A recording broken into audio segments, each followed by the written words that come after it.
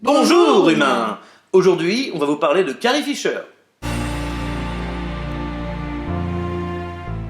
Tout le monde connaît Carrie Fisher grâce à son rôle dans Star Wars, bien sûr.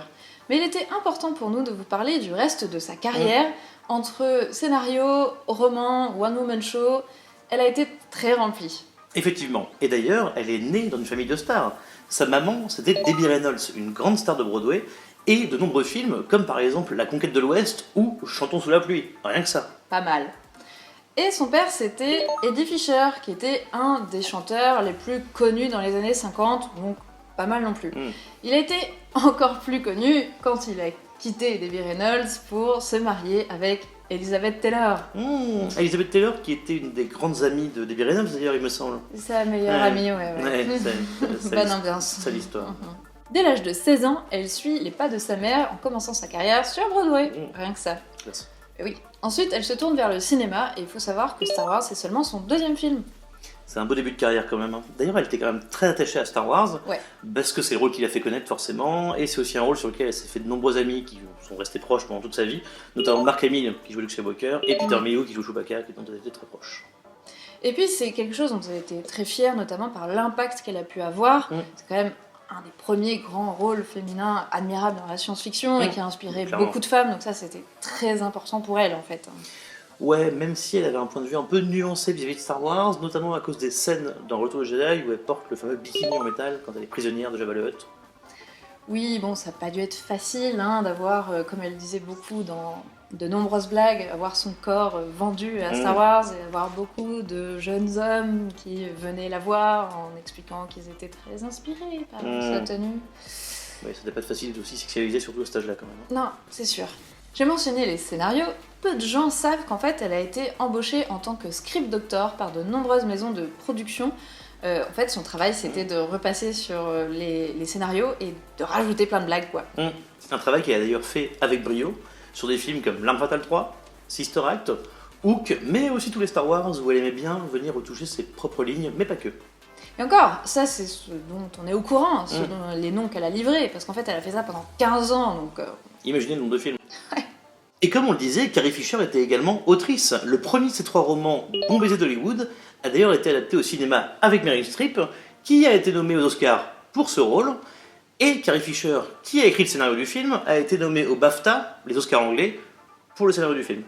Pas mal, hein. Et moi j'ai lu plusieurs de ses autres bouquins, donc c'est-à-dire plutôt de l'autofiction en fait, donc c'est plutôt autobiographique. Et j'en ai lu un qui est vraiment incroyable, qui s'appelle Wishful Drinking. Donc déjà le titre, voilà, c'est super. En fait, elle raconte des choses assez tristes dedans. Elle parle de ses troubles mentaux, elle parle d'addiction, elle parle du fait que le père de sa fille l'a quittée pour un homme. Enfin voilà, des choses assez dramatiques. Et j'ai rarement autant ri en lisant un bouquin. Avec un sujet comme parce ça. En fait, elle rajoute des blagues à chaque ligne. Enfin, mais vraiment, j'exagère pas, à chaque ligne. C'est hyper drôle. Elle a une vie passionnante. On a parlé de sa famille au début. On voit notamment son père réapparaître dans sa vie vers la vingtaine, on va dire. Et puis, il se rend compte qu'elle fait beaucoup la fête. Et puis, il se dit, bah tiens, je vais fournir de la drogue à ma fille. Wouhou, faisons la fête ensemble. Enfin, c'est incroyable tout ce qu'elle a vécu et en même temps elle en parle avec un naturel et avec tellement d'humour que enfin voilà, c'est un de mes grands coups de cœur. C'est l'adaptation d'un one woman show d'ailleurs qu'elle a joué mais absolument partout d'ailleurs, et c'est enfin voilà, c'est juste parfait. Lisez-le, vraiment lisez-le. Le deuxième livre que j'ai lu s'appelle The Princess Diarist, qui est en fait tout simplement le journal intime qu'elle a écrit pendant qu'elle tournait le premier Star Wars, entrecoupé de remarques qu'elle a écrites donc 40 ans plus tard.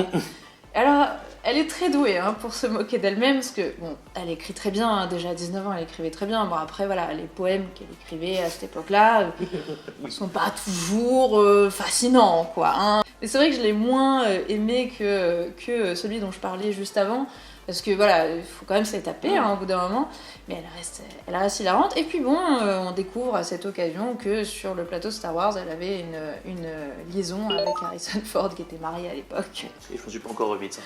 Voilà. Mais Carrie Fisher n'a pas joué que dans Star Wars, elle a eu plein d'autres rôles dans sa vie, notamment des petits rôles et des caméos dans pas mal de séries télé, mon préféré étant dans 30 Rock, où elle joue une version complètement parodique d'elle-même et c'est absolument génial à voir. Clairement, ce qu'on préfère chez elle, c'est sa personnalité hors du commun. Tout à fait. Notamment sa franchise. En fait, ce que j'apprécie beaucoup chez elle, c'est qu'elle parle de sujets pas forcément évidents. Elle parle, comme on le disait, d'addiction, de dépression, du fait qu'elle était bipolaire, de manière tellement naturelle qu'elle libère la parole sur ce sujet, ce qui est quand même assez important. C'est vrai. Et j'admire aussi le fait qu'en fait, elle était très très engagée pour des causes assez diverses, donc la maladie mentale, le féminisme, la cause des animaux aussi. Donc, la recherche au sida. Aussi, c'est vrai.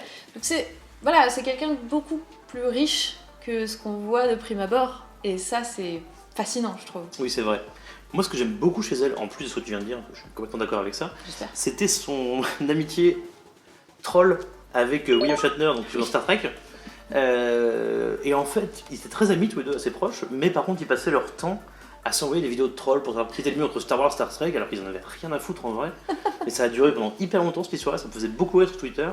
Et d'ailleurs, Carrie Fisher avait avoué à ce moment-là que William Shatner donc lui avait emprunté une fois le bikini de la princesse Leia. Oh, il devait être magnifique. Ouais, c'est pas le mot que j'aurais employé. Je te propose de terminer cette vidéo en parlant de notre anecdote préférée sur cette grande dame qui est Carrie Fisher. Ça me va très bien. Allez, commence. Alors, évidemment. Alors, moi j'aime beaucoup le fait qu'elle avait officiellement fait déclarer que son chien Gary était son chien de support émotionnel. Ça n'existe pas dans la loi française, vous vous en doutez bien. Que du coup, comme ça, elle était légalement autorisée à l'emmener absolument partout. Les avions, les interviews et tout ça. Je veux dire, il n'y avait pas une interview sur Star Wars sans que Gary soit là à ronfler à ses côtés. Enfin, c'est quand même extraordinaire, je trouve. Oui, c'est absolument génial. Oui. Alors moi, mon anecdote préférée, elle est plus récente du coup, parce que aujourd'hui, les cendres de Gary Fisher reposent dans une urne en forme de comprimé de Prozac géant. Parce que c'est un de ses objets préférés, elle le prenait toujours avec elle, et maintenant c'est là-dedans qu'elle se trouve, et je trouve ça absolument génial. C'est magique, c'est parfait comme elle.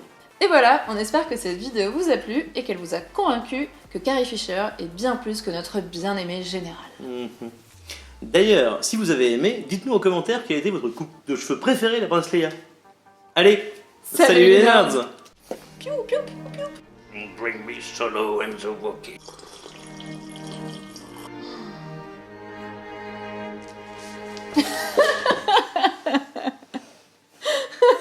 On l'a fait, monsieur Frodon.